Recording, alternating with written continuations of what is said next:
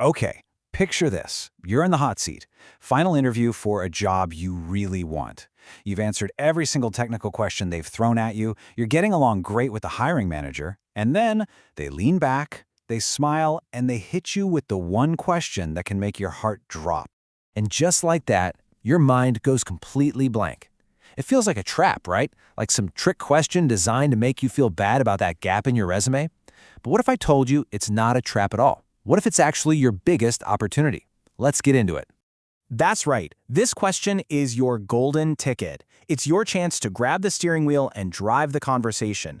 It's where you get to show them who you really are, your motivation, your professionalism, your personality. It's an open mic inviting you to tell your story. And today, we're going to figure out exactly what that story should be. Look, the interviewer isn't trying to trip you up. They're just looking for clues, for positive signs. They really just want to know, have you been sitting on the couch binging Netflix, or have you been engaged, growing, and getting ready for what's next? So the real question is, how do you show them you're the second one? Well, lucky for us, the source material for this explainer gives us an amazing toolkit to work with. It lays out 4 really powerful narratives that you can tweak to fit your own situation. We're going to break down every single one, not just what you say, but why it works so well. All right, let's kick things off with this first one. Just listen to the tone. Do you hear any apology in there? Nope, it's pure confidence. It's intentional. This answer immediately flips the script from a desperate job hunt to a strategic professional search. We're going to call this one the selective professional. With this, you're not just looking for any job. You are on a mission to find the right career move. This frames you as a high-value candidate who knows exactly what you bring to the table and is looking for a real, long-term fit. And what's so smart about this is how it subtly changes the whole vibe of the interview. You're not just there to be judged, you're also there to see if they measure up. It tells the company, hey, I'm thinking about sticking around for a while, and that is music to a good employer's ears.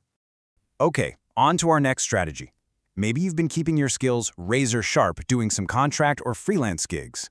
This answer is awesome because it's direct, it's active, and it tackles that big, unspoken question head-on. Are your skills still fresh? Let's call this the active freelancer narrative. This proves you're not just sitting around waiting for something to happen. You're out there, in the game, using your expertise, solving problems for clients, and delivering real value. You know what that says? It says you're in demand. This approach is brilliant because it just screams proactive. It shows you can manage your own time, hustle for work, and keep up with your industry, all without a manager breathing down your neck. I mean, those are skills every single company is looking for. Now, this next one addresses a super common and really important situation. Taking time off to care for your family or give back to the community is valuable, and it's all about how you frame it. You should be proud of it. So we're calling this the community builder narrative. This approach takes what some people might call a resume gap and turns it into a masterclass in developing some seriously powerful, transferable skills. This is about owning your story with total confidence. Seriously, think about it.